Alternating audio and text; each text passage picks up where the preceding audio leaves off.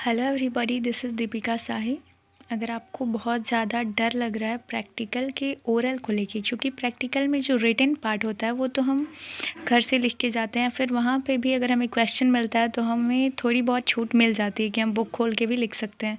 But oral के time पे तो आपको कोई छूट नहीं मिलना है, वो तो आपको डायरेक्टली टीचर पूछने वाला है एंड आपको बताना है फेस टू फेस।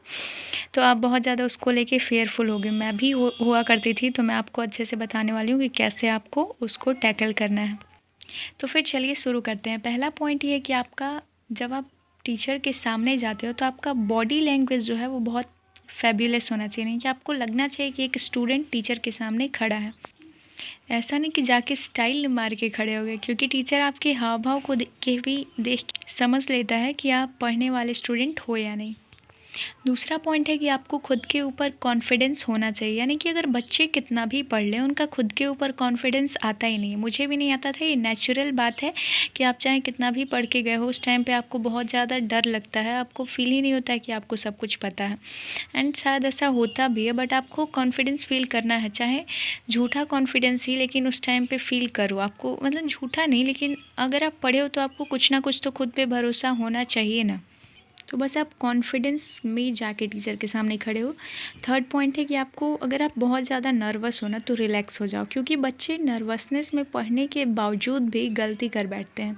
अगर आप बहुत ज़्यादा नर्वस रहोगे तो आपको जो क्वेश्चन आता भी होगा वो भी आप टीचर के सामने नहीं बता पाओगे। ये नेचुरल बातें हैं, ये सबके साथ होता है। तो आपको अगर नर्वस हो ना, तो पहले ही लंबी सांस लेके एंटर करो, रिलैक्स होके जाओ। चाहे कितना ज़्यादा नर्वस हो, बहुत सारे लोग बहुत ज़्यादा नर्वस हो जाते हैं, तो आपको थोड़ा रिलैक्स होके अंदर एंटर करना है।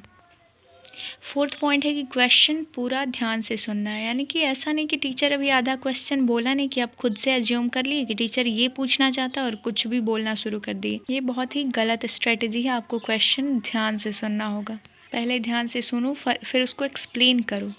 फिफ्थ पॉइंट है कि स्पीक फ्लुएंटली एंड क्लियरली। यानी कि आप जितना अच्छे से फ्रेशली आप बोल सकते हो टीचर के सामने, उतना फ्रेश बोलो, उतने अच्छे से बोलो, उतने अच्छे से अपने क्लियर टोन को, अपने आवाज़ को बिल्कुल क्लियरली बोलो, क्लियर रख के। क्योंकि जब आप डर डर के बोलते हो, हिचकिचा के बोलते हो ना, तो आप अपने बेस्ट स्ट्रेंथ को यूज़ नहीं कर पाते हो, और ये गलत तरीका है। आप अपने आप को एक्सप्लेन नहीं कर पाओगे तब। और ये सिक्स्थ पॉइंट है कि एटलीस्ट कुछ तो बोलो भाई। यानी कि अगर आपको पूरा क्वेश्चन नहीं आता है, कोई नहीं, आपको उस क्वेश्चन को देख के कुछ तो आइडिया लग रहा है, कुछ तो समझ में आ रहा है कि हाँ ये बात कहना चाहते हैं, फिर कभी तो वो टर्म सुना होगा ना, तो कुछ बोलो। कुछ बोलोगे तो एटलीस्ट 5 नंबर मिलना होगा, 2 मिलेगा, 3 मिलेगा।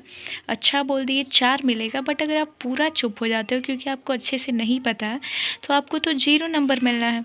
तो 0 से तो बेटर है ना कि आप 2-3 नंबर ले लो। तो आपको यहाँ पे कुछ ना कुछ तो बोलना है भाई। आप अगर उस टर्म से रिलेटेड कुछ भी जानते हो तो आप बोलो।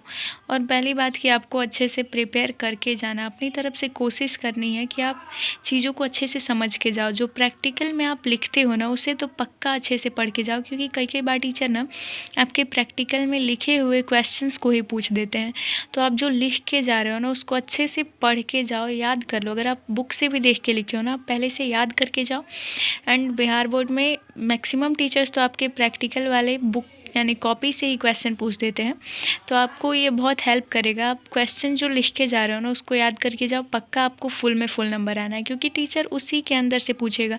तो आप तो जब लिख के गए हो तो आपको बताने भी तो आएगा ना। आप कम से कम कुछ अच्छे से पढ़ के याद करके जाओ, कुछ ना कुछ तो नंबर मिल ही जाएगा। और अच्छे से पूरा याद कर लिए, तो अगर आपको पहले से आता भी है तो आपको तो फुल में फुल मिलने से कोई नहीं रोक सकता है। अब कई बार हमारा क्वेश्चन ये होता है कि क्या आई कांटेक्ट मिलाना ज़रूरी है टीचर से? कंपलसरी है कि हम टीचर से आई कांटेक्ट मिला के तब उन्हें आंसर्स दें? तो मैं कहूँगी कि नो, एक्चुअली कंपलसरी नहीं है। बट अगर आप मिलाते हो बहुत अच्छी बात है। आई कांटेक्ट मिला के जब आप टीचर से बताते हो तो ऐसा फील आता है कि आप टीचर को सब कुछ अच्छे से एक्सप्लेन कर रहे हो। बट कभी कभी हम टीचर से आई कांटेक्ट मिलाने समय डर जाते हैं। उनसे आई कांटेक्ट मिलाते ही हम नर्वस फील करने लगते हैं, हमें डर लगने लगता है। इसलिए हम, अगर उस सिचुएशन में जब आप बहुत ज़्यादा डरते हो आई कांटेक्ट मिलाने से, तब आपको आई कांटेक्ट मिलाने की कोई ज़रूरत नहीं है, ठीक है। और अगर डरते नहीं हो, अगर आप रिलैक्स्ड हो, तो आई कांटेक्ट मिला सकते हो, कोई दिक्कत नहीं है। अब ये 8th पॉइंट जो कि लास्ट पॉइंट है, ये ट्रिक मेरा है एक्चुअली। मैं ये चीज़ फॉलो किया करती थी और बहुत फ़ायदा होता है इससे। ये ट्रिक है कि आप क्वेश्चन पूछ लो, आपके फ्रेंड्स होंगे, आपका कोई ना कोई फ्रेंड तो होगा ना जो आपसे पहले जाके ओरल दे के आ रहा है, या फिर बना लो अपने काम के लिए, तो किसी को भी फ्रेंड बना सकते हैं ना।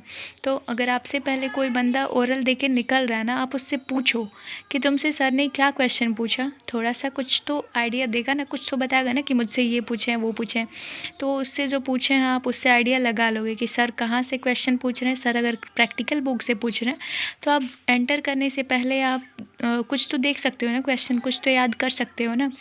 तो आप अपने, या फिर कभी ऐसा भी होता है कि आपसे पहले जो बंदा गया है उससे जो क्वेश्चन सर पूछे हैं वही सेम क्वेश्चन आपसे रिपीट कर दें। तो ऐसे सिचुएशन में आप सोचो कितने फ़ायदे में पड़ जाओगे कि आप टीचर को बिना किसी ज़्यादा मेहनत के फटाक से आंसर बता दोगे। आपसे पहले अगर कोई बंदा क्वेश्चन का आंसर बता के आ रहा है, आप उससे फटाक से पूछ लो कि तुमसे सर क्या पूछे हैं, उसको फटाक से याद कर लो एंड तब आप एंटर करो। इससे भी आपका बहुत फ़ायदा होने वाला है। तो ये सारे ट्रिक्स हैं प्रैक्टिकल में फुल नंबर लाने का। और अगर आपको मेरे ट्रिक्स अच्छे लगे हों तो मेरे चैनल को सब्सक्राइब करें, वीडियो को लाइक करें, शेयर करें एंड बेल आइकन को दबाना ना भूलें। मेरे चैनल पे और भी बहुत सारे वीडियोज़ हैं कि लास्ट के 2-3 महीने में पढ़ के कैसे आप अच्छा कर सकते हो। तो आप उन वीडियोज़ को देखें, उससे भी आपको बहुत बेनिफिट होने वाला है। और आपको हार नहीं मानना है क्योंकि अभी भी समय है, अभी भी आप बहुत कुछ कर सकते हो। इस टाइम से भी पढ़ के आप 80% स्कोर कर सकते हो। All the best, bye bye, till then take care.